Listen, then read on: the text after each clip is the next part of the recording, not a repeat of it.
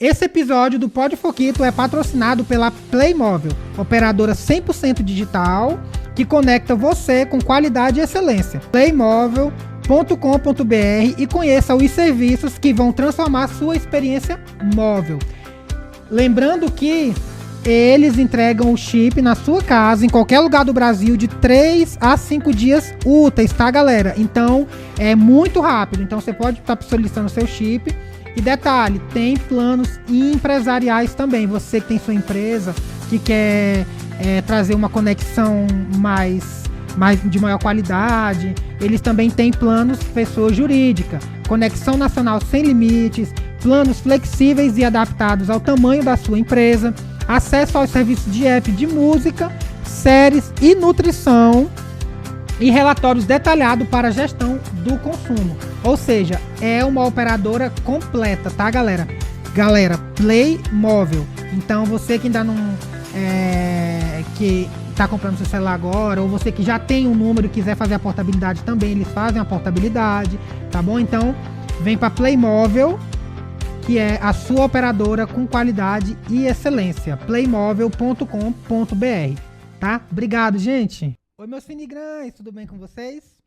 Hoje a gente está recebendo uma visita super especial, aproveitando que estamos no mês do Janeiro Branco, né? Então a gente está recebendo uma visita super especial de uma mulher missionária, formada em psicologia, estudante de teologia, direto de São Paulo, aqui pro Pod Foquito. Queria te agradecer, Rayane, por estar aqui comigo. Muito obrigado. De nada. Para mim é um prazer. Você é um amigo querido, alguém que o Senhor colocou na minha vida, e para mim é um prazer estar aqui, poder compartilhar, acrescentar alguma coisa na vida de alguém. E eu acho que retribuir, né? Porque é uma ferramenta em que a gente aprende muito, né? O podcast tem abençoado muitas vidas. Eu fui muito abençoada por essa plataforma. E estar aqui, poder falar, é um privilégio para mim. Muito obrigada pelo convite. A honra é minha, amiga. Muito obrigado mesmo. Nossa, estou super feliz que a gente conseguiu ajustar um tempinho aí na sua agenda lá. Você mesmo na vida corrida de São Paulo. Conseguiu vir visitar a família aqui. E aí conseguiu ajustar um horário para... Olha, agora nossos encontros serão anuais, né? Quanto privilégio a gente teve, né? Acho que há 2 anos atrás a gente poderia se ver a qualquer hora, né? Você morava logo ali. Agora eu moro um pouco mais longe, mas tá aqui conversando com você é um prazer. Imagina, amiga.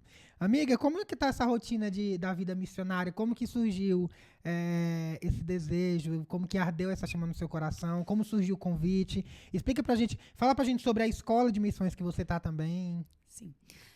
Então, eu cresci num lar cristão, né? E isso influenciou muito as minhas escolhas, com certeza. Mas foi tudo muito por acaso mesmo. Hoje eu estar servindo ao Senhor em São Paulo, numa atividade missionária, não foi algo que eu planejava desde criança. Não era algo, nossa, sonho em ser missionária. Quando eu crescer, eu vou ser missionária. Isso não aconteceu. Mas, obviamente, por ter crescido num lar cristão, com certeza isso influenciou muito. Com certeza. Mas em 2022, eu troquei de denominação e nessa denominação eu estava na Igreja Batista e eu fui convidada para conhecer mais o que era atividades missionárias e ações missionárias. Eu lembro que eu cheguei nessa igreja, eu tinha acabado de me mudar e eu estava falando com a esposa do pastor e falando para ela que eu pertencia a um grupo de evangelização urbana interdenominacional aqui no Jardim Gá. E na época, quando eu falei para ela, ela falou assim, nossa, eu conheço um projeto que parece muito com você. E aí ela falou assim, nossa, a Cristolândia, com certeza você nasceu para esse projeto. E eu acho que tem tudo a ver com você. Na época, isso me soou como, nossa, ela tá querendo me tirar dos meus amigos, né? Uhum. Eu tô mudando, chegando numa igreja nova e ela já tá querendo me separar dos meus amigos. E não era isso, obviamente, mas depois, nessa mesma igreja local, na Palavra Viva, eu comecei a servir como promotora de missões, que é aquela pessoa que é incumbida na igreja local para estar dando notícias dos projetos sociais, dos projetos de missões. E aí... eu preparando esse material para a igreja e estando ali todo domingo falando do que era missões, de como a Junta de Missões Nacionais tinha atividades no ano, né? Eu comecei a me aproximar e a gostar muito disso, a me envolver com isso. Despertou coisas em mim que já existiam, que eram, eu acho que, críticas que eu fazia à igreja internamente. Eu cresci, eu lembro que na minha adolescência eu criticava muito a igreja local, no sentido de achar, nossa, a igreja ela é muito para dentro. Em que momento nós vamos fazer algo para fora? Em que momento nós vamos ir a um orfanato, a um asilo? Em que momento eu vou visitar um presídio? Então, pesquisar sobre isso para mostrar na minha igreja, ressuscitou no meu coração algumas coisas que eu já tinha, né? Críticas da igreja mesmo. E aí, no meio do ano, o meu pastor e a esposa dele foram convidados para serem coordenadores de um projeto lá em São Paulo, que é a Cristolândia. E aí, eles me convidaram, né? Elas falaram, Rayane, olha, busca saber o que é o Radical Brasil, o que é esse programa, o que é esse projeto, e quem sabe, né, se for do seu interesse, se inscreve e participa. Então, eu me inscrevi, e aí foi quando meu mundo virou de cabeça para baixo, basicamente. Porque em 2022, eu estava indo para o último semestre de faculdade, eu estava fazendo psicologia e flertando muito com a atuação profissional. Então, eu já estava... eu entrei uma pessoa na psicologia e do meio para o fim, as minhas opiniões, obviamente, foram influenciadas por essa graduação e eu comecei a pensar em atuar como psicóloga. Então, ou seja, não tinha nada a ver com o que eu estava agora conhecendo, que era o Radical Brasil. O jovem que doa 1 ano da sua vida para alguma ação social. Um projeto focado em ser missional, né? Em proclamar Jesus através de uma ação social. Sim. Que é isso que é o Radical. E aí, cara, foi uma confusão na minha vida, assim, na minha cabeça, no meu coração. E, nossa, enfim, eu posso continuar aqui ou você quer me interromper? Não, pode continuar, tá ótimo. Foi isso. Então, eu estava assim, terminando psicologia e algo novo se apresentou para mim, né? Uma oportunidade completamente diferente. Então, ou eu terminava, né? Eu estava ali também preocupada em passar nas matérias. O próprio foco de todo aluno brasileiro, né? Estudar para passar. Sim. Eu também tenho esse mecanismo, eu também fui treinada nesse mecanismo educacional. Então, eu estava ali me esforçando para passar, para concluir aquela graduação, né? E atender a projeções familiares. Consegui, estava ali, meio caminho andado, estava com as notas tudo em dia, e o meu coração dividido. Eu já estava passando também no processo seletivo para o Radical Brasil. Isso finalizando o último semestre de psicologia. Finalizando. Então, eu comecei a fazer uso de algumas coisas que eu tinha aprendido na minha religião, meu processo de espiritualidade.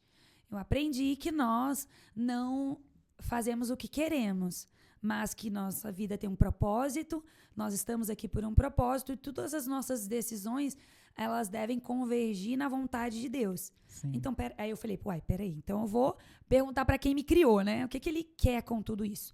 E aí eu fui, Senhor, o que o Senhor quer? Por que eu fiz 5 anos de psicologia e eu devo atuar? Ou agora eu recebi um convite para conhecer a vida missionária, a vocação missionária, estar atuando dentro desse projeto. Eu devo doar 1 ano da minha vida ou eu devo abrir uma clínica? Porque que tudo está favorável para um lado e tudo também está favorável para o outro. E aí eu comecei a fazer o que ingenuamente todo cristão começa a fazer, né? Os joguinhos com Deus. Aí eu comecei, né? Tem uma passagem na Bíblia que conta a história de um servo de Deus que começou a fazer isso, né? Senhor, se tiver molhado a terra aqui, eu não lembro muito bem com os detalhes, mas se tiver molhado aqui, eu vou entender que é para eu fazer isso. Mas aí no outro dia estava molhado do lado de fora. Aí ele, não, mas se tiver molhado dentro e seco fora, eu vou entender que é para eu fazer isso. Então, esses joguinhos. Eu comecei a fazer isso também com Deus. Hoje eu sei que isso é incredulidade, que isso é um pouco de imaturidade de quem caminha com Jesus. Mas eu fiz isso. E o Senhor foi muito paciente em realmente me responder com clareza. Uma das coisas que aconteceu nesse processo foi eu estar no meu quarto e eu acho que foi um dos primeiros, assim, uma das primeiras confirmações do que eu deveria fazer nesse período. Se eu deveria realmente ir para missões. Eu estava sozinha no meu quarto, eu estava morando já há tempo num apartamento mais ou menos sozinha, na mesma rua que os meus pais, mas eu estava só estudando. Uhum. E nesse período eu estava estudando para passar em uma matéria específica. E aí, saúde pública, se eu não me engano. E faltava eu entregar um artigo para eu realmente passar nessa matéria. Eu tinha recebido uma notificação por e-mail do professor de que as pessoas que não tinham completado a nota daquela matéria, elas precisariam entregar um artigo para completar a nota e tudo mais. Então, eu estava produzindo esse artigo, acreditando que eu precisava completar a minha nota. Então, eu estava a 1000, assim, porque se eu não passasse nessa matéria, eu ia ter que continuar a psicologia, não fazia sentido, não tinha psicologia à distância, né? Então, eu teria que ficar. E isso já seria um não para missões. E aí eu estava ali construindo esse artigo, pesquisando, fazendo muita coisa, pilhada. Parei no horário de almoço, fui para minha mãe para almoçar, só que eu estava usando um notebook muito, assim, pré-histórico, assim, sabe? Ele superaquecia, eu tinha que ficar abanando ele, era aquela loucura. E aí uma das coisas que eu fazia era deixar esse notebook com o YouTube ligado numa música ao vivo, para quando eu voltar ele ainda tá funcionando, tudo tranquilo. E aí eu fiz assim, eu fui pra casa da minha mãe, quando eu voltei, tava lá rolando uma playlist, mas meu coração foi invadido por muitos pensamentos automáticos do que eu deveria fazer e tudo mais. Na mesma hora eu comecei a chorar, fiquei muito, assim, comecei a falar com Deus sozinha no quarto. E aí ali falando sozinha, eu fiz um desses joguinhos. Comecei a só pensar, eu falei, se o diabo ouve o que a gente fala, então eu vou orar em pensamento, vou começar a falar com Deus aqui antes de eu voltar a estudar. E aí eu comecei a dizer, Senhor, o que você quer de mim? Né, eu recebi uma proposta, mas eu quero atuar, e o que eu devo fazer? E aí eu falei assim, se realmente o Senhor quer que eu vá para São Paulo e que eu atue, se eu doe um ano da minha vida para um projeto missionário, eu quero que nesse exato momento, nessa rádio ao vivo que está tocando, comece a tocar a música do Ministério Morada, fui bem específica, Ministério Morada, para onde eu irei. E eu sou muito leiga da área musical, eu não consigo gravar introduções de música, nem nada. Eu amo música, mas eu sou muito leiga para isso. E enquanto eu falava, eu comecei a articular. Eu falei assim, né? A incredulidade dentro de mim começou a dizer, se tocar essa música, o diabo também tem poder para fazer isso. Ele pode ir lá no cara que é DJ dessa playlist e colocar música, e se tocar a música também pode não ser de Deus e tudo mais, você vai usar isso como, né? E enfim, resumindo, enquanto eu falava isso, a música começou a tocar. Eu não percebi que a música anterior tinha acabado e que uma nova música estava tocando, e era exatamente a introdução da música para onde eu irei, no Ministério Morada. Na mesma hora, eu fui invadida ali naquele quarto por um constrangimento, né? Não deveria ter feito isso com o Senhor. Ele já estava falando comigo de outras formas, por intermédio da sua palavra, por intermédio da igreja local, e eu estava ignorando, né? E naquele momento, o Senhor confirmou no meu coração, de uma forma muito infantilizada da minha parte, mas ele usou naquele momento aquela música para confirmar no meu coração que eu deveria ir para missões, que eu deveria doar um ano da minha vida. E depois, mesmo assim, depois dessa confirmação, eu fiz outros joguinhos e o Senhor confirmou todos eles. Eu lembro que eu estava no Parque da Cidade, em Brasília, quando estava ali, justamente porque eu estudava ali próximo, e eu aproveitei que eu estava ali indo para a faculdade, fui até o parque, e em frente a um lago artificial que tem lá, eu disse sim. Eu olhei para aquele lago, porque assim, o Parque da Cidade, para quem criou no Jardim Gá, Brasília, centro ali, né, a Asa Sul, já eram lugares inacessíveis para minha forma, para minha criação, né, para minha situação familiar, né, aquilo ali já era grandeza para mim. E eu tinha morado um ano na Asa Sul, numa república feminina, para estudar, no ano de 2019. Então, tudo isso já era coisas grandiosas para minha mentalidade, né? Eu achava que aquilo ali era coisas grandiosas.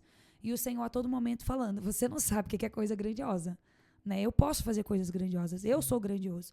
E ali naquele parque eu falei, Senhor, era impossível estar aqui, no centro de Brasília, estudando, fazendo o que eu estou fazendo.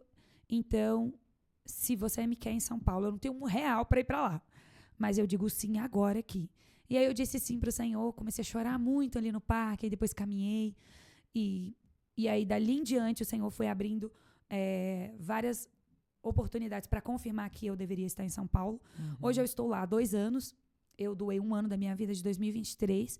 Eu estava completamente voluntária para o projeto. Eu não recebia nada para estar ali. Sim. E era todo um programa em que o objetivo desse programa do Radical Brasil é que jovens batistas doem 1 ano da sua vida para, durante esse 1 ano, eles ouvirem de Deus se eles são vocacionados, ou seja, se eles têm realmente chamado do Senhor para trabalhar, para servir como missionários integrais.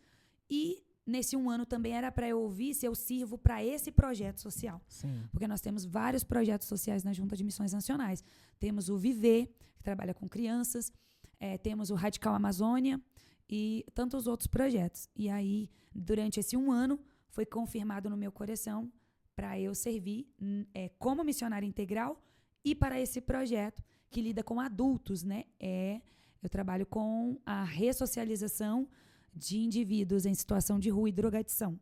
Então, eu lido diariamente com a realidade, não só da Cracolândia em São Paulo, mas nós lidamos com todas as consequências ligadas à dependência química no estado de São Paulo. Nós também recebemos pessoas de outros estados, então isso é muito abrangente. Eu me sinto assim muito privilegiada de estar ali, porque nós lidamos também com os desdobramentos dessa questão nacional. Então, Sim. Hoje é uma realidade, infelizmente. Então, eu estou muito feliz de ser instrumento de Deus ali para aquela realidade. Muita coisa, né? Bacana. Deixa eu te falar, e como que você teve uma mudança extremamente radical quando você escolheu, quando você optou, com certeza com o direcionamento de Deus, em mudar de ministério? Você praticamente cresceu, viveu toda a sua vida numa igreja, digamos que extremamente tradicional, uma assembleia, e do nada você muda para uma batista, que tem uma doutrina totalmente diferente, diferente. Como foi essa questão dessa mudança, da adaptação? Como que você se organizou com relação a isso, essa mudança? Eu acho que isso foi acontecendo muito sutil.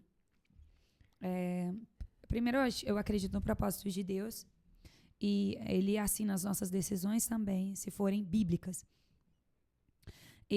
Foi um processo muito demorado na minha vida. Eu cresci, né, na denominação da Assembleia de Deus, pelos meus pais. Sou eternamente grata por tudo que eu aprendi ali.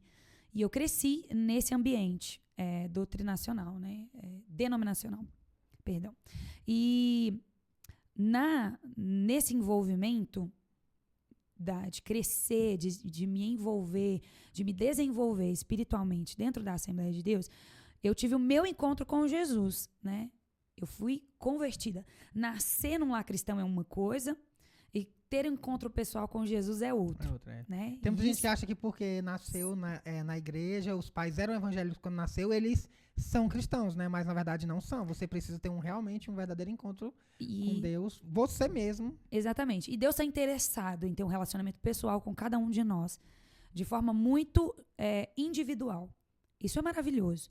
E eu sofri esse processo também. Na minha adolescência, eu entendi que Deus era real. Eu recebi essa revelação do Senhor. Ele se revelou a mim como o Deus da criação, mas um Deus que estava interessado em mim, que me criou para um propósito. Então, logo ali dentro dessa dinâmica de me converter, de ser convertida, de entender que eu era amada de Deus e que Ele tinha um propósito para a minha vida, foi também baseado com muitas turbulências, crise da identidade. Na minha adolescência isso aconteceu. Então, ali eu comecei a amar Jesus. E isso envolveu muita leitura. Então, eu comecei a consumir muitos livros teológicos, livros como básicos assim da adolescência, né? Como Max Lucado, Stoneman Martin, né? Stoneman Martin, para quem não lembra dos livros dela, é aquela O Poder da Mulher que Ora. Sim. O Poder da Mulher que Ora pro marido, para não sei o quê, todo o poder da mulher que ora. Então, a Stoneman Martin, eu comecei ali por esses livros, por esses autores. Então, nesse meu desenvolvimento, essa minha fome por Deus, de descobrir, ler muito a Bíblia, ler muitos livros, gastar muito tempo de oração, eu comecei a dar aulas também na igreja, aulas na escola dominical, fui por um tempo líder de jovens, de adolescentes, algo que vai acontecer naturalmente na vida de um cristão. Se ele tem uma vida individual com Jesus, ele automaticamente começa a liderar pessoas, começa a falar com outras pessoas. E isso aconteceu muito naturalmente. Só que nesse meu desenvolvimento, estudar sobre Deus, eu comecei a observar algumas coisas e a ser cobrada por Deus por algumas coisas que eu estava aprendendo. Algumas delas estavam ligadas à doutrina. Então, doutrina é um conjunto de coisas que homens organizaram para tornar o convívio religioso pacífico, né? Vamos dizer assim. Então, cada igreja ela tem o seu conjunto de regras. E na igreja que eu cresci, ali a gente tem um conjunto de regras. E esses conjuntos de regras começaram a ser conflitantes para mim, né? Na minha dinâmica do meu relacionamento com Deus. Tem regras, tem conjuntos de regras de igrejas e denominações que eles não são bíblicos. Eles podem ser válidos para esse convívio pacífico. Toda pessoa precisa de regras, de limites. Então, se cada denominação entende que algo precisa ser validado, precisa ser construído para que aquela igreja cresça, para que ela se estabeleça, legal, ok. Só que algumas dessas eu não me sentia mais à vontade. E aí começou algumas coisas, eu ser cobrada pelo Senhor da minha individualidade ali. Eu achava que eu precisava mudar a igreja em que eu estava. Eu fui por um tempo da sede, depois eu fui transferida para a igreja local, para uma congregação menor, e ali eu servi muito. Eu fui muito abençoada por Deus, eu fui muito tratada por Deus. Então eu servia mais. Eu cresci muito à sombra de algumas pessoas, como da minha mãe e da minha irmã, que são pessoas muito comunicativas, mas eu não tinha a minha individualidade ali. Então, quando eu saí da sede, que eu fui para a congregação, eu fui tudo. Eu trabalhei na mesa de som, eu fui secretária, a gente fica na porta, isso é incrível, né? Igreja pequena faz isso conosco. E eu sou muito grata a Deus pelo tempo que eu vivi ali. Só que aí eu comecei a perceber algumas coisas e aí eu comecei a ser cobrada. O Senhor falava comigo assim, olha, você não deve mudar a igreja onde você está. Se você identifica que há algumas coisas que não são bíblicas, isso está gerando uma cobrança em você, dores em você, e você não pode fazer nada em relação a isso, você precisa sair, né? Então, eu me senti convidada a trilhar uma caminhada ali sozinha, a parte dos meus pais. E aí foi quando eu comecei a orar ao Senhor para que Ele me direcionasse. A princípio, o meu coração clamava por uma igreja jovial. E aí começou o romance ali com as igrejas pretas, né? Uhum. Com a igreja para jovem, com músicas totalmente atualizadas, com esse enfoque. E aí eu comecei a flertar muito com igrejas assim, e orando, pedindo que o Senhor me direcionasse por uma igreja. Nesse mesmo tempo, eu fui convidada por uma amiga, Débora, obrigada. Ela me convidou para ir para uma viagem missionária. Nunca tinha feito isso. Eu fui porque ela precisava... A Débora lá? A Débora. E aí, ela precisava de alguém de confiança para que os pais dela liberassem ela para essa viagem. Amiga, não negue isso. Foi exatamente esse o motivo. Mas o Senhor sabe de tudo, de tudo. E aí, ela precisava de alguém com maturidade e tudo mais para dar confiança para os pais dela, para que ela fosse liberada para essa viagem missionária. Nós fomos, foi uma semana, se eu não me engano, uma semana incrível que nós tivemos no interior do Piauí, se eu não me engano. Fomos em algumas comunidades ali do interior pregar o evangelho com a Igreja Batista Capital, né, de Brasília. E aí, nessa viagem, muitas coisas o Senhor foi movendo no meu coração em relação à denominação onde eu estava. Eu não digo que essa viagem foi responsável pela minha mudança denominacional, mas eu acredito que foi o ambiente onde eu pude ouvir as coisas que o Senhor já ministrava ao meu coração e as coisas que Ele queria corrigir em mim. Nessa viagem, inclusive, eu fiquei uma semana, se eu não me engano, vestida com uma blusa amarela, escrita uma nova estação, que era o tema dessa viagem. Então, imagina, eu fui ministrada naquele lugar, dizendo que eu viveria uma nova estação na minha vida e de amarelo. Hoje, o meu uniforme na Cristolândia, adivinha qual cor que é? Amarelo. Amarelo. Então o Senhor já estava me ensinando a amar essa cor, porque seria o meu uniforme. Eu trabalho com uma blusa amarela, escrita Jesus Transforma.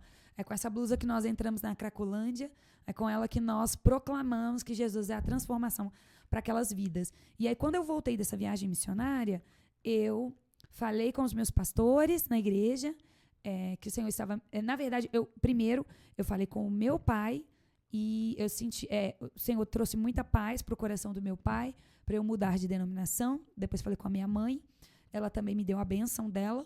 Depois eu fui falar com os meus pastores, e foi um encontro lindo. Eu fui até a casa deles, eles se emocionaram, né, e me deram a bênção deles nessa minha troca denominacional. Eu saí com a bênção dos meus pastores daquela igreja. Depois fui até o pastor presidente desse ministério, e ele também me abençoou. Obviamente, assim, a igreja não concordava muito com a minha decisão, e eu entendo a justificativa deles. Mas eles me abençoaram nessa mudança denominacional e me deram a bênção deles. E eu saí muito alegre com isso, que era uma das confirmações que eu queria, era a paz no coração das pessoas que me lideraram por tantos anos. Sim. E foi assim que eu troquei de denominação. Eu saí da Assembleia de Deus, fui para servir na Batista. E, inclusive, algo que eu esqueci de mencionar aqui, é que o meu coração, eu queria ir para uma igreja jovial. E o Senhor falou, você não vai para onde você quer. Você vai para onde você pode servir, né? Para onde você pode ser ali bênção. Não para você sentar e não fazer nada. E nessa igreja, eu fui muito abençoada, me receberam muito bem. E eu fui já introduzida nessa atividade que era ser promotora de missões. E aí isso me levou a estar hoje onde eu tô, que é servindo em missões. Que incrível. Mudei muito, né? Uma mudança. Ai, amiga. Amiga, e como que foi a aceitação dos seus pais quando você falou assim, pai, mãe, tô indo para São Paulo servir lá, ou o que vocês acham? Como que foi essa conversa que vocês tiveram? Eu estava muito apavorada, assim. Eu estava apavorada, principalmente com a reação da minha mãe. Porque quando você faz faculdade e você vem de uma estrutura financeira muito, né, limitante, a família faz projeções profissionais para você, né? Ele coloca uma expectativa de você ajudar a família. Mas tudo isso era uma construção minha. Então, eu estava apavorada por achar que esse era o cenário que eu tinha. De que meus pais não vão aceitar o meu chamado missionário porque estamos há 5 anos lutando para que eu me forme. Então, eu vou ser psicóloga, vou abrir uma clínica ou vou trabalhar na área e vou sustentar ou ajudar no sustento da casa. Esses foram os planos que eu fiz. E eu achava que essa era a expectativa dos meus pais. Quando eu fui falar com o meu pai, nossa, meu pai ele é uma pessoa muito mansa, muito sábia, muito tranquilo. Quando ele ouviu, ele só se sentiu privilegiado. Sim, sabe? Incrível. Me deu total apoio. E aí a minha mãe, eu achava assim, nossa, ela não vai aceitar e vai ser aquele auê e tudo mais. Mas ela também teve uma reação nada esperada por mim. Ela foi muito alegre com a notícia, assim, de minha filha, faz o que você quiser da sua vida, né? Eu acredito nas coisas que eu e seu pai te ensinamos, e se você sente que é isso que você quer fazer agora, eu acredito também que eu apresentei muito bem a ideia, né? A gente consegue, mulher então consegue apresentar muito bem uma ideia de tomada de decisão. Sim. E eu acho que eu apresentei muito cautelosamente só aos meus pais, né? Na ideia de que, olha, eu tô doando um ano da minha vida, então eu não sei o que vai ser. E eu realmente não sabia. Então, não era uma decisão definitiva. Tanto que 1 ano, e aí eles pensavam, ela volta. Tipo, e até hoje, até os meus amigos, né? A Débora mesmo. Eu não sei se você chegou a fazer essa pergunta, né? Amiga, mas quando você volta? Que é a pergunta que todos me fazem.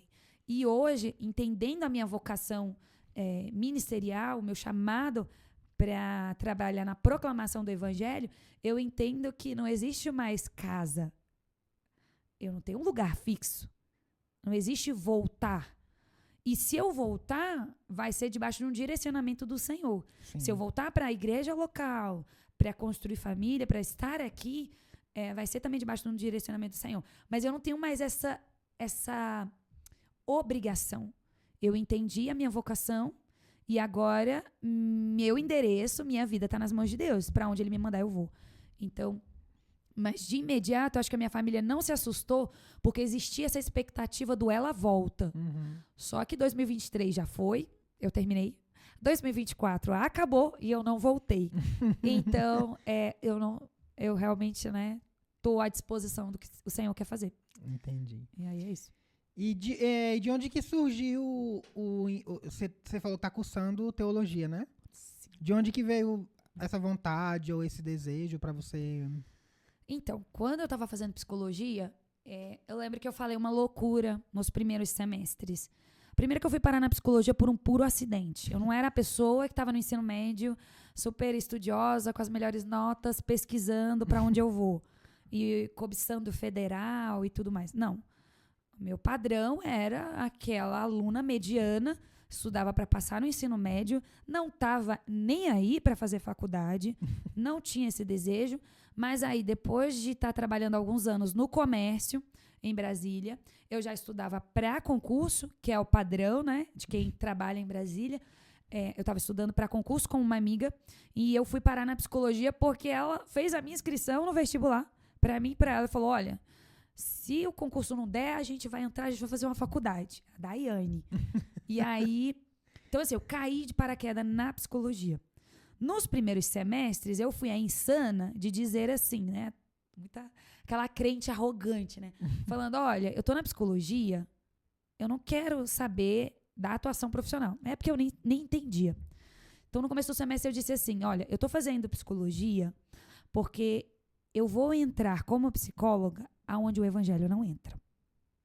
Eu tenho certeza que esse certificado vai me fazer estar no lugar aonde uma cristã não entra. E é isso que eu quero. É isso que eu quero com a psicologia. Sim. Obviamente, eu falei algo que eu não sabia a dimensão disso. Quando eu terminei, quando eu estava do meio para o fim para o curso, que eu comecei a flertar com a profissão, eu já estava fazendo projeções com... Eu já tinha uma lista de pacientes de espera, me aguardando para quando eu terminasse, para eu atender. Então, eu já estava toda empolgada, meu consultório vai ser rosa, aquela coisa e tal. E vou ajudar minha família. E o Senhor falou, eu te mandei fazer algum plano? Aí me lembrou, lembra daquilo que você disse? E aí eu lembro também que no meio da graduação eu falei, quando eu terminar a psicologia, porque eu tinha visto aonde eu tinha caído, né? É uma ciência que estuda o comportamento humano. E ela tem como pressuposto muito desenvolvimento no ateísmo, naquela questão cética de que Deus não existe e nós vamos lidar com o comportamento humano fora da religião, vamos trabalhar de forma científica. Então, quando eu vi que eu estava dentro da psicologia, com muito pouco de teologia, eu falei, uau, quando eu sair daqui, se eu sair cristã ainda, eu vou fazer teologia, né? Vou aí pagar a minha dívida com Deus, porque eu acho que eu deveria ter feito teologia antes de psicologia. Mas aí, para remediar essa confusão toda, falei, quando eu sair da psicologia, eu vou fazer teologia. Quando eu cheguei na Junta de Missões Nacionais, eu sabia que eu tinha que doar 1 ano da minha vida para continuar. O próximo degrau ali do que eles propõem como trilho missionário é ser missionário em formação.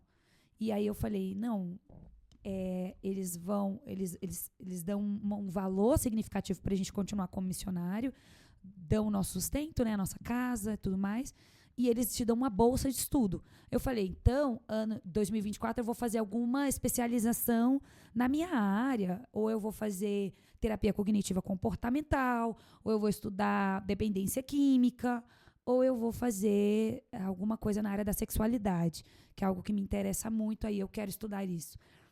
Então, eu já estava fazendo outras projeções para 2024 em relação à psicologia. Mas a Junta de Missões Nacionais, o que ela mais oferta na vida desse missionário que quer continuar é uma bolsa de teologia. Aí eu recebi isso, naquele meio termo, eu comecei a ouvir falar muito mal disso. E eles dão bolsa de teologia. Para que mulher vai fazer teologia numa denominação que o que predomina teologia é para quem vai ser pastor? Então, eu fui muito envenenada por isso. E eu lembro que, na época, eu não gostei. Eu falei, eu vou fazer teologia? Não vou ser pastora? Para que eu vou? Não quero. E aí, eu vim para casa dos meus pais nas férias e eu fui digerir melhor essa proposta, né? Então, para eu ficar na Junta de Missões Nacionais, como missionária em formação, eu ganhei uma bolsa de teologia. E aí, o Senhor me fez lembrar uma coisa. Mas não era você que disse que quando terminasse psicologia, ia fazer teologia? Por que agora você não quer fazer? E aí, assim, Deus, ele é gracioso, ele é maravilhoso. E ele nos lembra combinados que nós fazemos com ele. A gente que serve a Deus, a gente que quer agradar a Deus em tudo, a gente começa a fazer combinados com Deus em agradá-lo, em colocar a nossa vida à disposição. Só que ora a gente fala uma coisa e depois a gente começa a flertar com outras propostas profissionais, própria da idolatria do nosso coração. E aí o Senhor sempre é muito bondoso em me lembrar os combinados que eu mesmo faço com ele. E esse foi um momento da minha vida, assim, né, no ano de 2024, em que eu fui muito abençoada em janeiro de 2024, em que ele me lembrou disso. Então, quando eu voltei com um outro olhar. Então, eu voltei com um olhar de gratidão. Falei, Senhor, obrigada. O Senhor está bancando os meus estudos. Então, eu vou ser paga, né? Vou trabalhar no que eu mais amo, que é na proclamação do evangelho para essas pessoas. Ao mesmo tempo, estou estudando teologia. Então, eu comecei a ver isso como uma bênção e está sendo, de fato, uma bênção. É uma loucura. Gente, estudar teologia é fantástico e, ao mesmo tempo, também é igual psicologia, né? Envolve muitos estudos filosóficos da dinâmica humana aí. E eu tô amando. Que bacana. Pessoal, eu tenho um recadinho pra vocês agora da Playmobil, tá? Se liga nesse recadinho bem bacana que eu vou passar aqui pra vocês agora, tá? Esse episódio do Pod Foquito é patrocinado pela Playmobil, a operadora 100% digital que conecta você com qualidade e eficiência. Acesse playmobil.com.br e conheça os serviços que vão transformar sua experiência móvel. Lembrando que a Playmobil, ela fornece internet móvel, né? E o chip, tanto para pessoas físicas quanto para as pessoas jurídicas. Então, se você que tem sua empresa e quer implantar a Playmobil, entre em contato com eles, eles entregam o chip em até 4 dias úteis para todo o Brasil. Então, você que precisa, você que quer uma internet de qualidade, fazer uma ligação de qualidade, entre em contato com a playmobil.com.br e eles vão te auxiliar da melhor forma, tá? É isso aí, galera. Amiga, a gente tá no mês do Janeiro Branco, né? Sim. Que é um assunto super delicado, é um assunto super sensível. Eu acho que para falar desse assunto realmente tem que ser uma pessoa que tenha entendimento disso. E você tem muito entendimento disso. Primeiro, porque você é formado em psicologia, né? Ou seja, você dedicou 5 anos da sua vida para ter esse conhecimento. E segundo, que você lida com pessoas diariamente com, eu acho que, vários tipos de temperamento, vários tipos de personalidade, algo que, tipo assim, só uma pessoa que realmente tem um conhecimento na área para poder conseguir, sei lá, lidar com isso, né? Uhum. Então, eu queria saber de você o que você entende com toda a sua experiência da faculdade, com a experiência que você tem vivido na prática, o que você entende de saúde mental, o que você acha que está precisando para ajudar. Porque a gente sabe que a saúde mental antigamente era mais uma coisa assim, mais superficial. Hoje em dia é uma coisa que está muito ali na vida do jovem, não é só jovem, é senhor, é senhora, todo mundo está com a mente muito... Eu não sei se é o dia a dia, eu não sei se é o governo, eu não sei se é a igreja, eu não sei o que de fato é que está acontecendo, que a saúde mental das pessoas está, de fato, muito abalada. Eu queria que você falasse um pouco pra gente sobre saúde mental, sobre, né, como se ajudar a você mesmo, porque às vezes você consegue você mesmo se ajudar. Claro que um profissional é extremamente importante, eu acho que é necessário existir os profissionais da área para ajudar, mas às vezes você sozinho mesmo você consegue se ajudar. Então eu queria que você falasse um pouco pra gente sobre isso. Uau, a saúde mental, ela é realmente uma paixão para mim, né? estudar isso e estar lidando com a realidade de como a informação ela pode de fato ajudar, informações simples do nosso dia a dia podem ajudar pessoas a, em meio aos seus conflitos, a resolverem, né, e seguir a vida. Janeiro é isso, é a proposta da OMS, dessa campanha, Sim. é exatamente fazer com que esse assunto seja falado, seja abordado. E justamente o Janeiro Branco, ele tem essa ideia, por ser começo de ano, as pessoas querem começar algo em suas vidas, e é um momento em que a maioria das pessoas param para fazer um balanço da vida, né? Não deveria ser assim, tão pesado, mas é.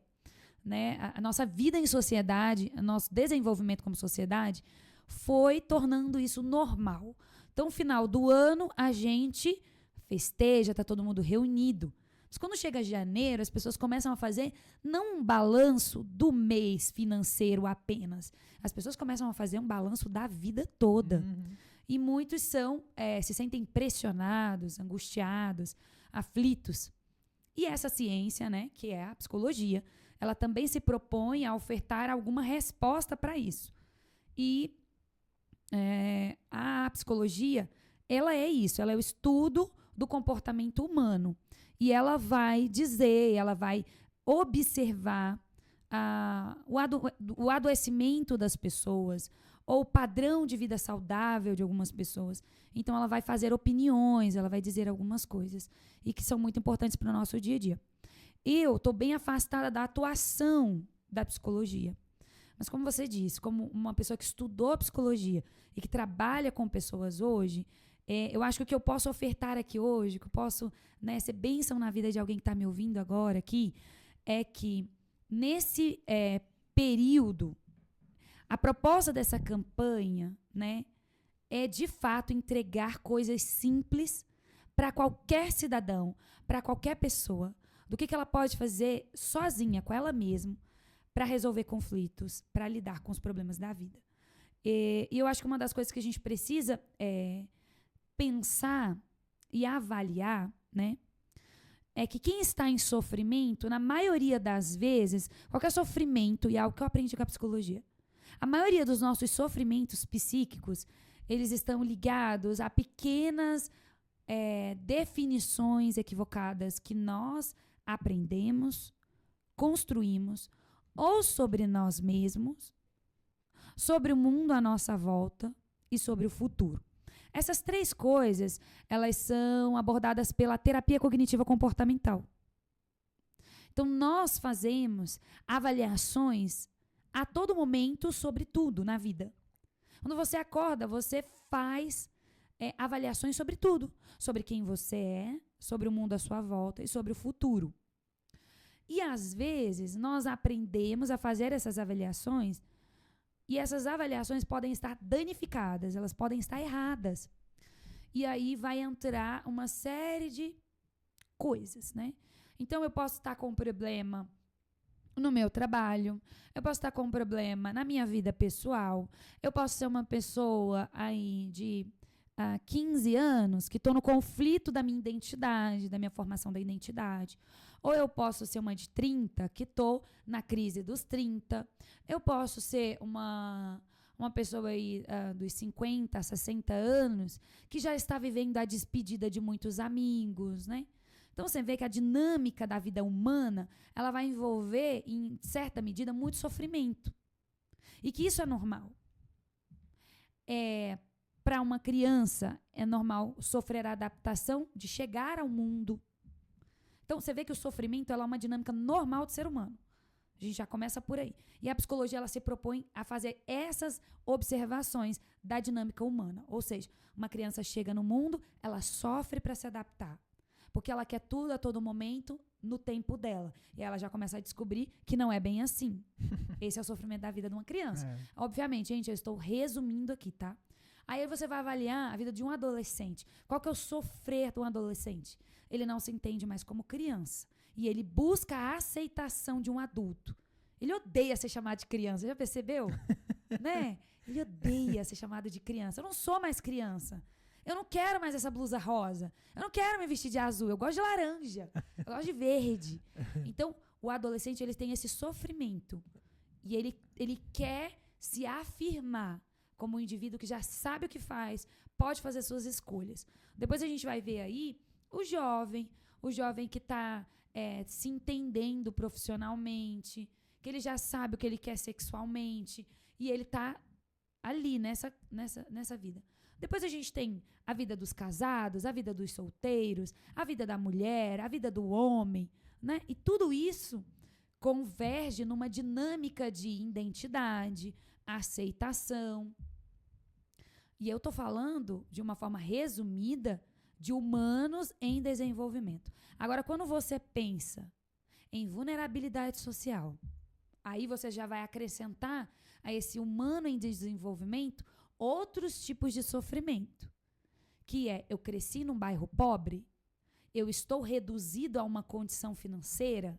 Você entende que isso já gera outros porquês da vida. Então, outras possibilidades de sofrimento. Uma pessoa em vulnerabilidade social, ela pode estar exposta à insegurança, a crescer em extrema insegurança, segurança pública, não ter acesso, isso já vai gerar mais sofrimentos. Aí, se você pensar numa adolescente que foi abusada na infância, você vê aí como o sofrimento, ele já não é mais só o sofrimento do desenvolvimento.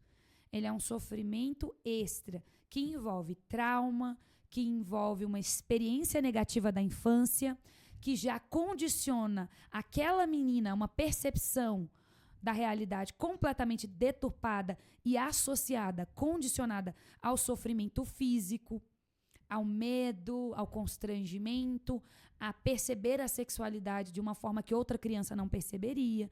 Então, olha quanta coisa, né? Quando a gente vai falar de saúde mental... Sim, quanta coisa que abrange, né? A gente vai falar de um indivíduo que quer ter saúde, que quer estar bem, que quer vencer desafios, mas ele tem na bagagem dele uma condição da idade dele, uma condição das experiências de vida dele, e tudo isso o afeta. Mas não só o afeta, faz com que ele que foi afetado também afete o mundo ao seu redor. Eu acho isso incrível, porque aí já vai envolver um outro tema da psicologia que eu amo, que são os processos grupais. Como a vida do outro me afeta, como minha vida afeta a do outro, a vida em comunidade, a vida das escolhas, como elas são ali entrelaçadas. E isso também é algo que a psicologia se propõe a responder. E estamos no rumo certo? Você se sente satisfeito com isso aqui? Tá ótimo, eu tô adorando, pode continuar. A psicologia, ela é algo assim muito envolvente, porque você vai vendo, e algo que eu percebi na graduação, e agora eu gostaria de falar com quem está estudando, né?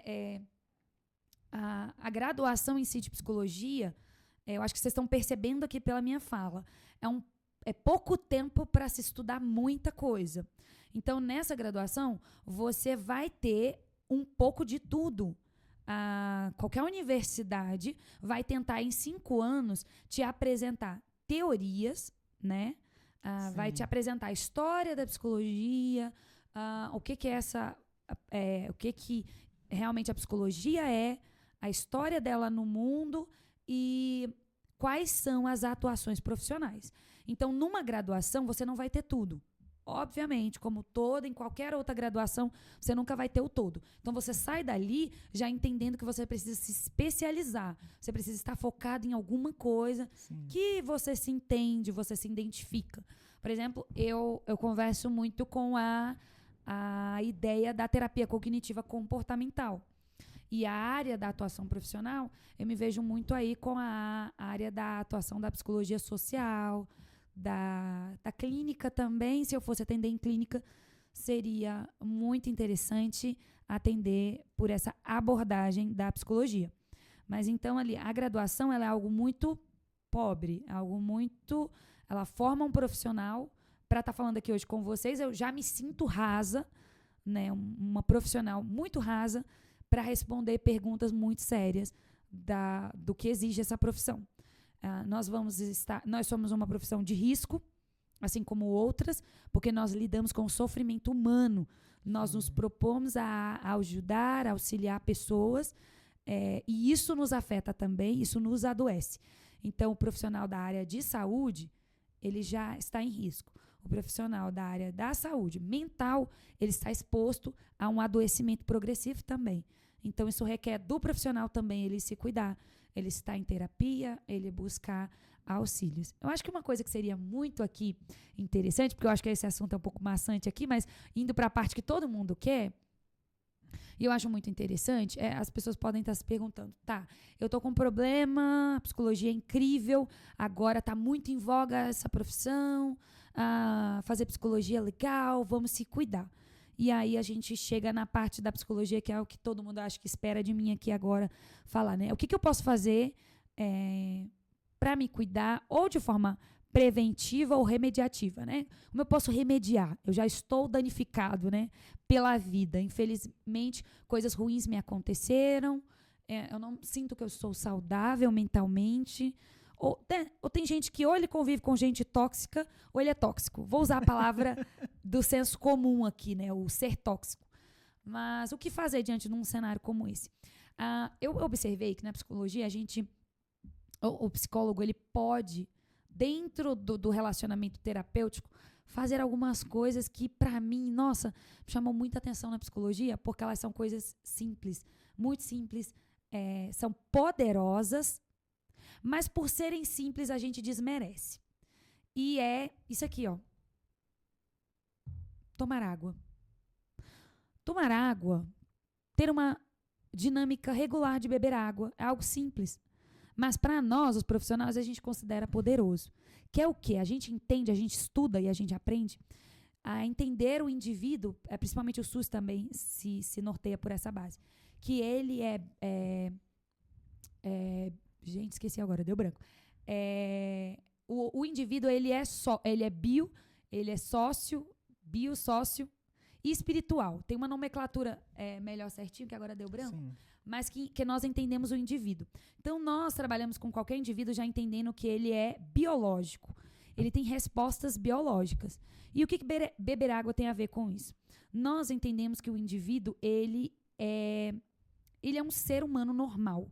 Então, ele precisa comer, dormir, ter relações sexuais, estar na vida em sociedade, se relacionar com outros humanos. Então, isso é biológico. A psicologia, ela estuda isso. Ela compreende o ser humano nessa realidade. Ele é um indivíduo biológico e ele precisa beber água, ele precisa ir ao banheiro, ele precisa se alimentar.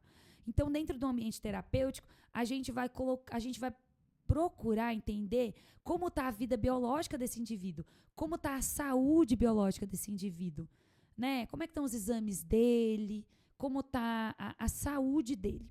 Ele dorme bem, ele come bem, ele se alimenta bem. E aí, eu acho isso genial, assim, na psicologia, no relacionamento terapêutico, em como a gente procura entender esse indivíduo, como ele está, como está a saúde física dele. Por quê?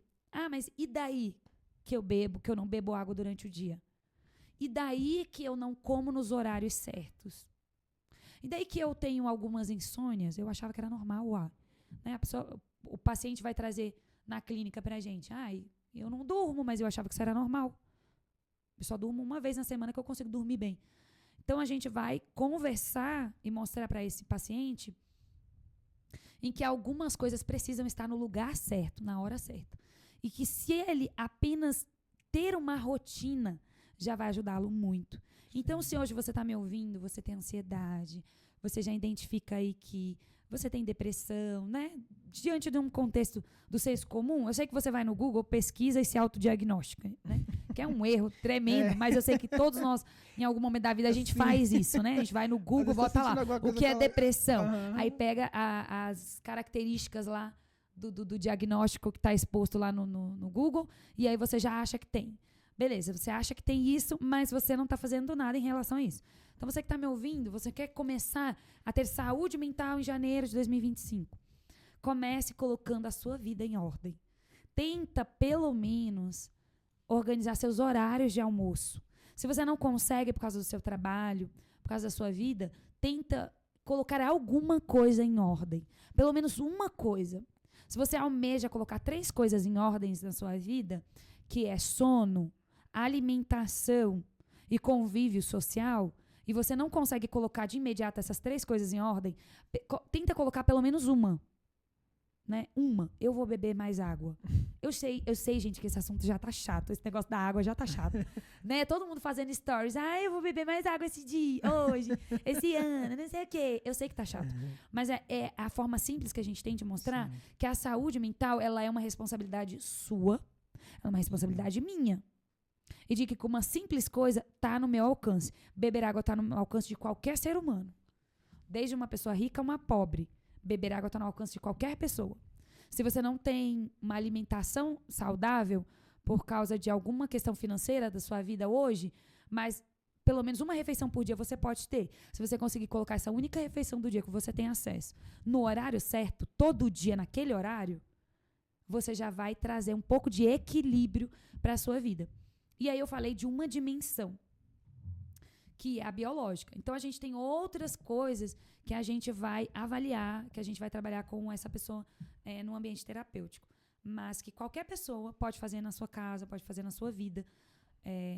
E eu acho muito interessante. Então, assim, colocar a vida em ordem, as programações do dia em ordem, ajuda bastante. Sim. Ai, que legal. Ai, amiga, a gente conversa, que a gente não vê nem a hora passar, né? Exato. Meu Deus, mas vamos lá. Pra gente conseguir conversar sobre várias coisas aqui. A gente tá com 1 hora já, só pra tu ver. Meu Deus. Deixa eu te falar. Ainda na área da psicologia, né? Eu recebi aqui semana passada um jovem e ele me descreveu uma situação que ele viveu de um relacionamento abusivo e ele só percebeu isso depois e tudo mais. Dentro do seu entendimento de profissional e tudo mais, claro, você só fala se você se sentir que tem propriedade e tudo mais, para você não se sentir meio que pressionado a falar nada que você não... Entendeu? Mas, assim, dentro do seu entendimento, o que você entende por relacionamento abusivo e quais os principais indícios de um relacionamento abusivo e como que a pessoa pode tratar isso. Porque, às vezes, a pessoa, que nem eu conversei com ele aqui, às vezes a pessoa, ela tenta achar justificativa. A pessoa está sofrendo um relacionamento abusivo, a pessoa está sendo uma pessoa extremamente ruim para aquela pessoa. E aí ela tenta achar uma justificativa, tipo assim, não, mas ele tá fazendo isso por causa disso e disso e disso. Não, mas é diferente, não, mas comigo é diferente, ele age assim, mas comigo e tal. Ela tenta achar uma justificativa, que eu já vi muito isso, eu já vivi relacionamentos abusivos também. Então, tipo assim, como que a gente faz pra trabalhar isso, pra, sei lá, identificar um relacionamento abusivo? Uau, é um tema muito interessante. Sim. E, infelizmente, cada vez mais recorrente. E aí, eu acho que a gente também, quando está diante desse tema, a gente sempre procura as causas, né? Primeiro, o que leva, né, uma pessoa a ela tornar cativa o outro. E o que faz uma pessoa se submeter a esse cativeiro emocional, relacional ali, e realmente fica assim em voga. O que é isso, né? A gente não tem todas as respostas na vida, obviamente. Esse é o primeiro ponto em relação a esse assunto. Segundo ponto é que cada indivíduo, cada dinâmica de um relacionamento é único. Então, eu vou falar aqui o que eu sei, o que eu entendo, mas de forma generalista. E esse é o primeiro erro que pode acontecer de qualquer profissional da minha área. Nós não podemos generalizar as coisas, não podemos tratar todos os casos como iguais, né? Enfim. Então, eu posso cair em um erro aqui. Então, o ideal mesmo é você estar dentro do ambiente terapêutico e buscar melhor entender o seu caso específico. Mas vamos lá. Relacionamentos abusivos. A gente entende que existem indivíduos, pessoas, que por causa de um histórico familiar, um histórico de vida, elas estão à vontade para serem facilmente guiadas pela vida, eu vou dizer de forma amorosa assim, que são as pessoas que a gente vai chamar aqui de passivas. São pessoas que elas têm dificuldade em tomar decisões, então se alguém tomar por elas, fica muito melhor, fica muito mais agradável. Então são pessoas que ao longo da vida delas, elas deixam os outros escolher a comida delas no rolê, Elas não escolhem o que elas vão ser da vida, ela deixa a mãe, o pai escolher. E tá tudo bem, tá tudo ótimo, ela vai indo. Ela tem esse padrão de passividade. Não, amiga, você escolhe, tá tudo certo. Já conviveu com gente assim? Gente, olha, mil perdões. É porque esse torna engraçado, não é? Não, A gente convive com gente assim. é que eu tô falando isso aí. Já lembrou de alguém, esse é o Ai, problema. meu Deus, não. A gente, na hora, vem o nome. Mas pra continuar aqui, são pessoas mais lentas, geralmente. O mundo tá em 220, essa pessoa tá mais calma. Geralmente são assim. Então, esse padrão de pessoas passivas. Eu tô tentando dar exemplos aqui, mas eu sei que isso vai tomando proporções muito mais graves. Que é do tipo, você não vai com essa roupa. Eu não gosto de você com essa roupa. Uhum. Aí, opa, já temos um alerta aqui. Então, o que poderia ser indícios de um relacionamento abusivo?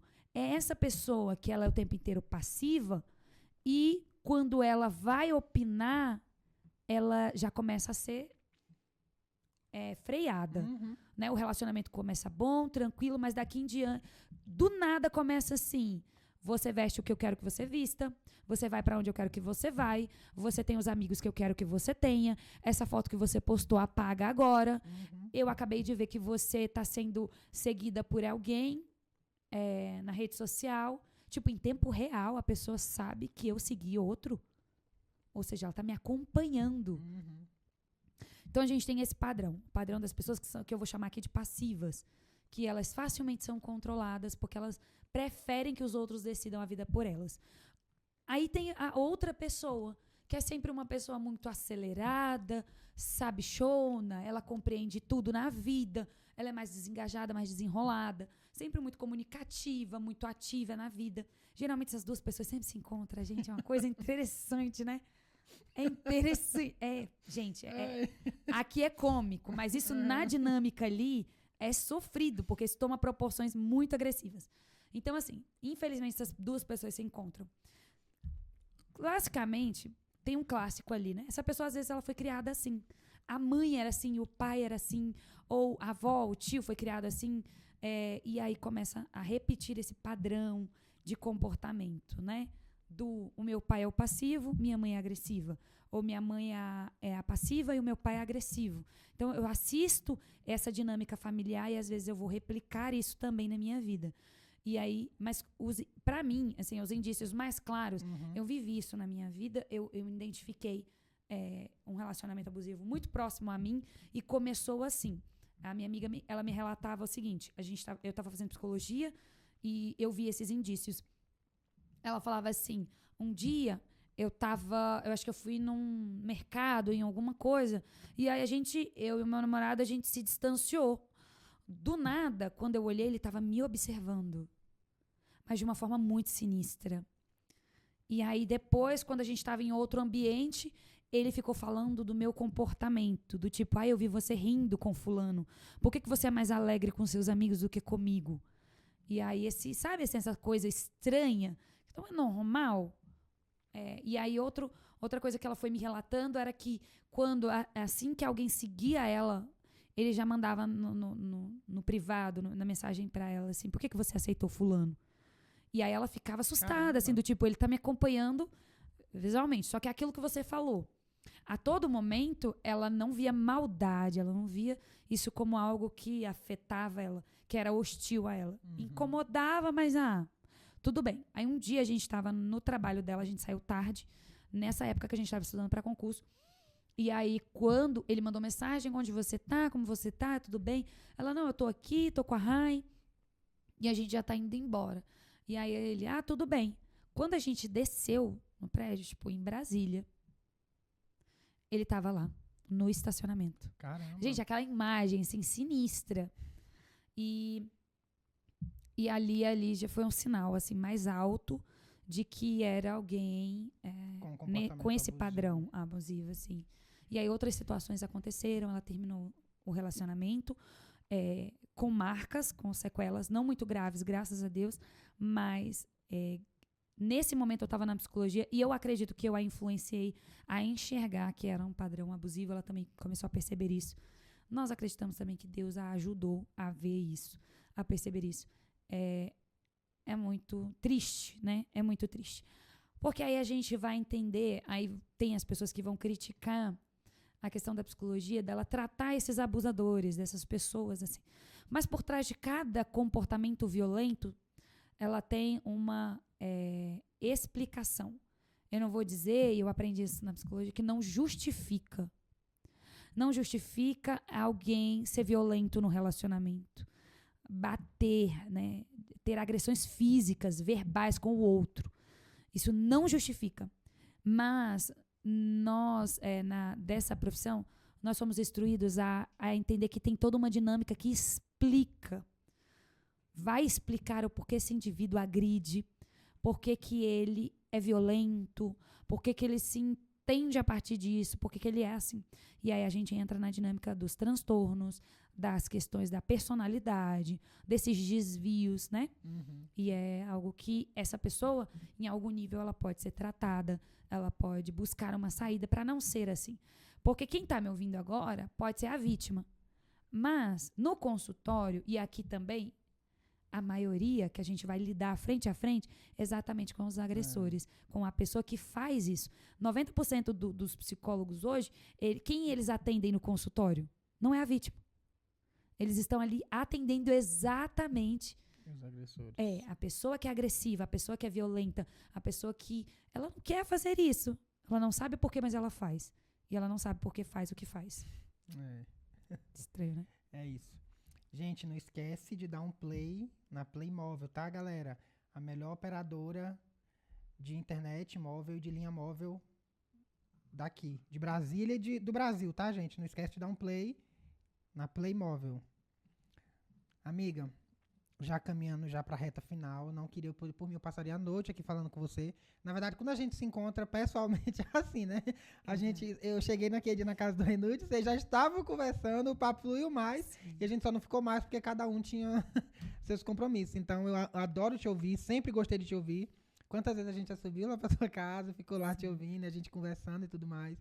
Eu, a Priscila, os meninos. Então, é muito bom te ouvir.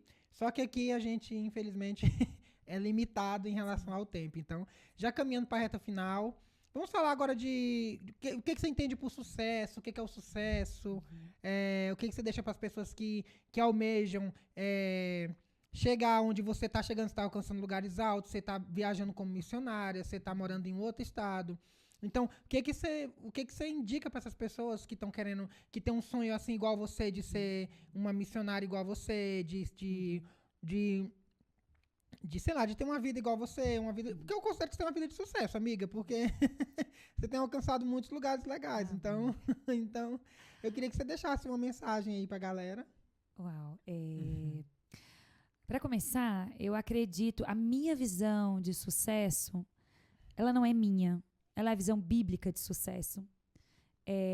Eu tenho muitos pecados, eu tenho uma jornada com Jesus de perceber a minha miséria, a miséria da minha alma, a miséria da minha vida, que é quando eu não sabia o porquê eu estava aqui, qual era o meu propósito de vida.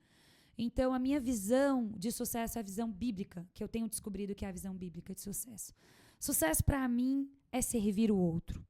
Sucesso para mim é me esvaziar a ponto de morrer, de matar todos os meus sonhos e projeções pessoais da vida, em busca de fazer a vontade de Deus.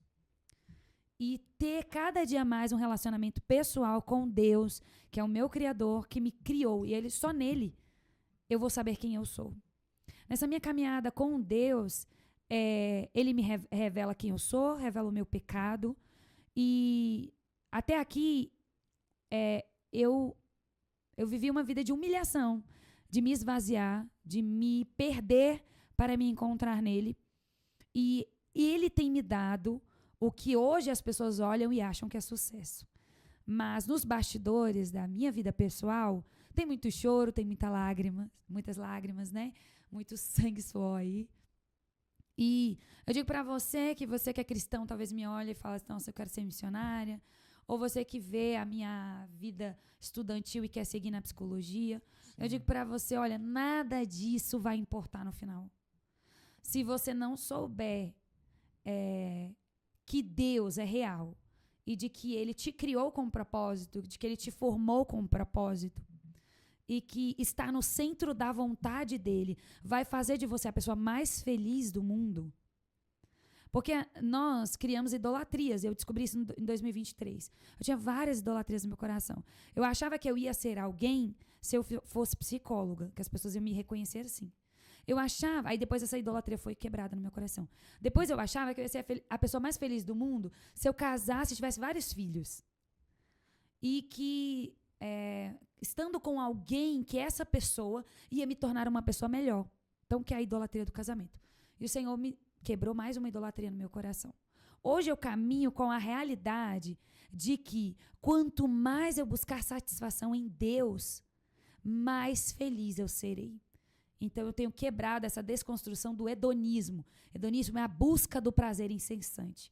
Muitos entraram por esse caminho e o que importa é a minha felicidade aqui e agora. E se eu precisar matar alguém para obter o que eu quero, eu vou fazer. Se eu precisar ferir pai e mãe, eu vou fazer. Se eu precisar sair desse bairro que é pobre, que é comunidade, que é favela, para chegar aonde eu quero, eu vou sair. Então, o hedonismo, eu entendi que o hedonismo é isso. Ela é essa busca pela felicidade a qualquer preço, a qualquer custo. E eu quase segui por esse caminho. E é um caminho de morte. Então, sucesso para mim hoje é estar no centro da vontade de Deus. E a vontade de Deus é revelada na Bíblia Sagrada, na palavra de Deus. Ali você vai encontrar respostas para...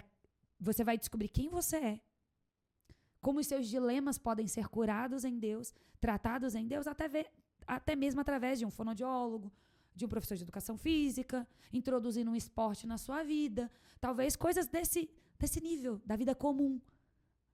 Mas o Senhor pode revelar isso para você. Assim como Ele tem feito na minha vida. Eu descobri que coisas comuns, como faxinar uma casa, como receber bons amigos, poderiam me ajudar a estar mais centrada e ser plena naquilo que Deus me chamou para ser. E eu espero de coração, você que está me ouvindo, tenha um momento na agenda de Deus como esse, em que Ele vai até você e se revela para você. Eu sei que muitas religiões se propõem a promover um ambiente emocionalista em que você vai entender quem Deus é. Mas eu acredito que não é assim. De forma muito simples, você pode ir sim até Deus, através da leitura bíblica, através de momentos sinceros de oração, em que você rasga seu coração. Mas eu acredito num Deus em que agenda o momento em que Ele vai até você e Ele se torna conhecido para você. Então isso aconteceu comigo e eu espero muito que isso aconteça com a vida de cada um de vocês e que isso é sucesso. Sucesso é estar no centro da vontade de Deus. Ai, amiga, que lindo. Você arrasa, né? Por isso que eu falo, é minha psicóloga favorita, gente. Oh, Deus. Amiga, eu só queria te agradecer de coração. Eu tô muito feliz de ter conseguido, como eu tava te falando lá no Renude naquele dia. Cara, literalmente, eu tava pensando, naquela semana eu tava pensando, eu não sabia de forma alguma que você tava no Engap, até porque tu não é muito de tá postando nas redes sociais, essas coisas assim, tu não é muito de se expor assim nas redes sociais, então a gente nunca sabe exatamente se tu tá lá no Engap ou não, a gente sabe porque às vezes alguém avisa e tudo mais. Mas eu literalmente não tinha nem ideia que tava no Engap, e naquela semana eu pensei, meu Deus, eu queria tanta Rayane lá no podcast, ia ser um podcast tão bom, a gente ia conversar tanto, ia ser tão da hora. E aí eu recebo uma mensagem da Débora voltando do serviço, tá onde, amiga? Que a Rayane tá aqui. Foi muito de Deus. Pra ver como que as coisas se encaixam, né? Eu cheguei, a gente foi lá, teve aquele momento super maravilhoso lá. Eu fiquei bem pouco, mas vocês já estavam lá um tempinho. Uhum. Então, eu só queria te agradecer de coração por ter tirado um tempinho pra vir aqui. Eu costumo falar pra todo mundo que vem, eu sou pequenininho, mas eu tô muito feliz com as pessoas que têm vindo. Uhum. Até agora, graças a Deus, ninguém falou não. Então, só queria te agradecer de coração por ter tirado esse tempo pra estar aqui comigo. Uhum.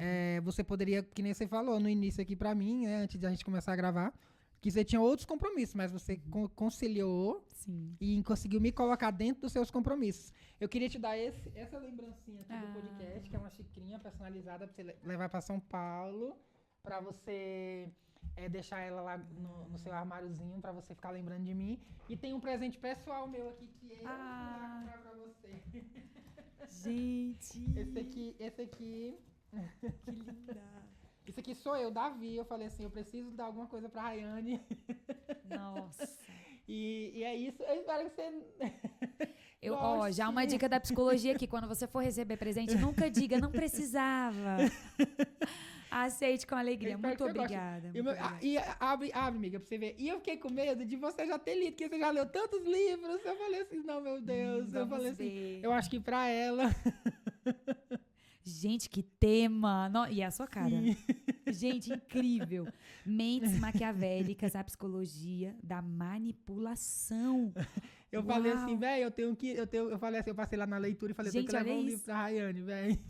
E, assim, um pouco do meu trabalho lá é lidar com pessoas que foram treinadas pela vida a serem extremamente mentirosas e manipuladoras.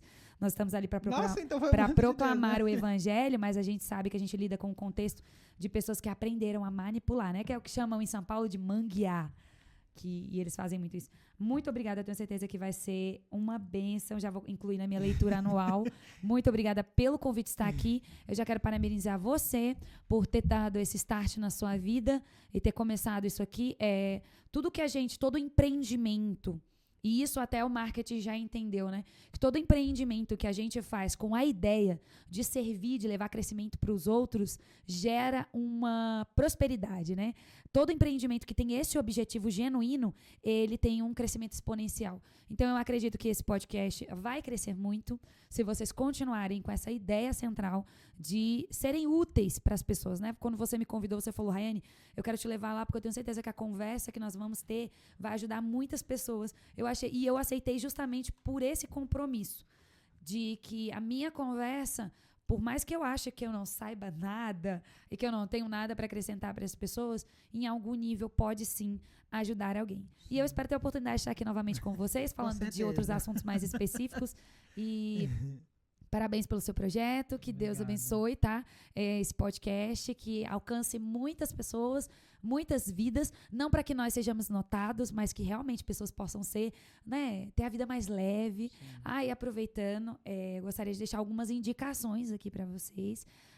Tem uma psicóloga em São Paulo, que ela é brilhante. Se você quiser saber mais sobre essa dinâmica da vida da saúde mental, procure a psicologia do futuro, a Psi do Futuro, que é a Alana Nijar. Ela tem um podcast que é o Positivamente.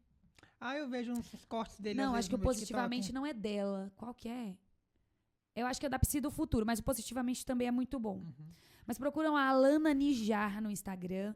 Sigam ela. Ela tem muito a te acrescentar.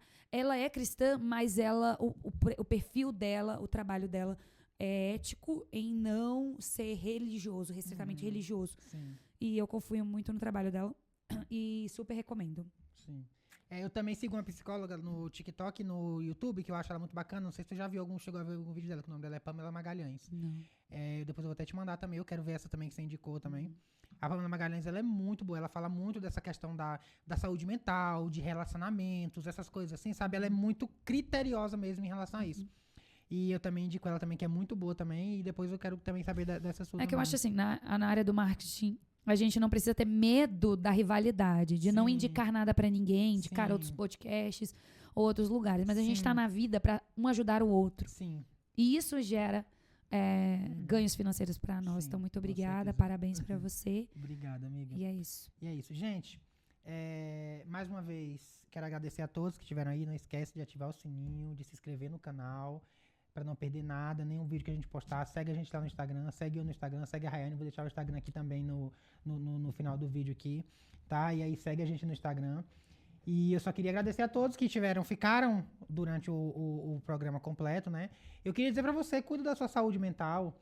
Não deixa que as pessoas te abalem, te deixem mal ou alguma coisa do tipo. Cuida da sua saúde mental, cuide de você, entendeu? E é isso, gente. Muito obrigado. Rayane, você tem mais alguma coisa para falar? Mais alguma coisa a acrescentar? É isso. Saúde mental é importante, sim, né? Nós não precisamos ter medo, achar que estamos indo contra Deus quando nós contratamos um profissional da área de saúde mental ou quando nós conversamos sobre esse assunto. Sim. E eu estou à disposição. Se você tem alguma dúvida sobre saúde mental, ouviu alguma coisa aqui e acha que não ficou tão claro, você pode me procurar na minha rede social, ou até o Davi, que ele pode passar o meu contato, e eu prontamente, dentro da minha agenda aí, vou tentar ser bênção na sua vida para esclarecer alguma coisa. Gente, a Rayane já foi bênção na vida de muitos amigos meus e de amigos meus também. Às vezes a gente tava com algum amigo que não tava bem, a gente falava, a gente tem uma amiga psicóloga, a gente já indicava a Rayane, ela já conversava, já dava aquela ajuda. E é isso, gente, muito obrigado. Fiquem com Deus. Um beijo e tchau, gente. Tchau. Esse episódio do Pod Foquito é patrocinado pela Playmóvel, operadora 100% digital que conecta você com qualidade e excelência. Playmóvel.com.br e conheça os serviços que vão transformar sua experiência móvel. Lembrando que eles entregam o chip na sua casa, em qualquer lugar do Brasil, de 3 a 5 dias úteis, tá, galera? Então, é muito rápido. Então, você pode estar solicitando seu chip.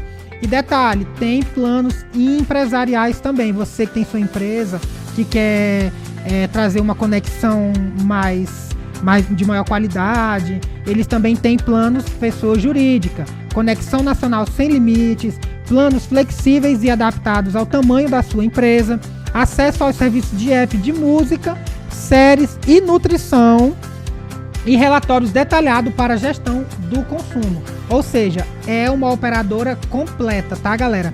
Galera, Playmóvel. Então, você que ainda não...